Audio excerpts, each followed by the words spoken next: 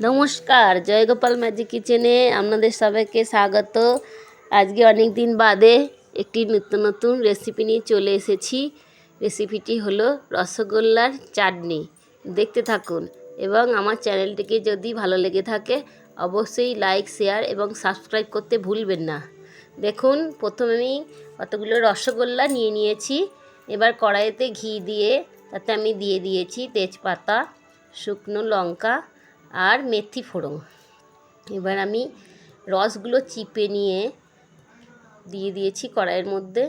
এবার কড়াই একটু নেড়ে নিয়ে, সামান্য, খুব বেশি নাড়লে এখানে রসগোল্লাগুলো ভেঙে যাবে, সেই কারণে আমি অল্প নেড়ে তাতে চেরি, কাজু, কিশমিশ দিয়ে দিয়েছি। দেখুন আপনারা, এবং 1 কাপের মতো জলও তাতে দিয়ে দিয়েছি। এবার ফুটতে দিই, কিছুক্ষণ ধরে ফুটতে দিলাম। দেখুন, এবার তাতে একটু হলুদ, আন্দাজ মতন একটু হলুদ দিয়ে দিয়েছি, জিরে গুঁড়ো দিয়ে একটু নেড়ে নিলাম। দেখুন নাড়ছি অল্পভাবে, এমনভাবে নাড়তে হবে যাতে রসগোল্লাগুলো না ভাঙে। এইবারে একটু আস্তে আস্তে আঁচটা কমিয়ে দিতে হবে যাতে কিছুক্ষণ ধরে ফুটতে থাকে। এই যে দেখুন ফুটছে, এবার আমি দিয়ে দিচ্ছি চিনি, আন্দাজ মতো চিনি, যেহেতু রসগোল্লাটা মিষ্টি, চিনির পরিমাণটা একটু কমই দিতে হবে।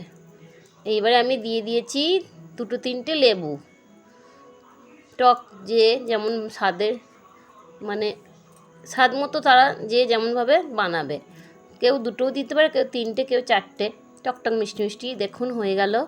এবার আমি বাটিতে ঢেলে ফেলেছি, মিষ্টির উপরে 2টো চেরি ফলও দিয়ে দিয়েছি। দেখতে থাকুন। দেখুন আমার রেসিপিটা পুরো কমপ্লিট।